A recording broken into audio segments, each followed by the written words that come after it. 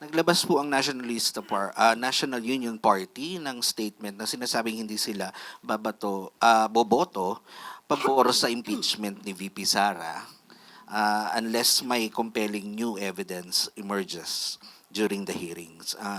Alam na po naman po natin na ang NUP ang ikalawang pinakamalaking political party sa Kongreso. Reaction po. Decision po nila yan.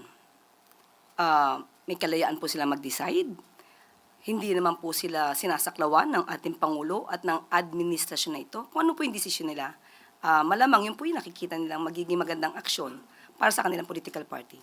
And ma'am, nananatili po ang substantial ang numero ng mga aliado ng presidente sa Kongreso. Huwag nating isingit, ilagay sa issue ang numero ng Pangulo sa House of Representatives. Ang Pangulo po ay bumabase sa proseso at sa ebidensya. Kung ano po yung makikita nilang ebidensya, yun lamang po ang kanilang isulong.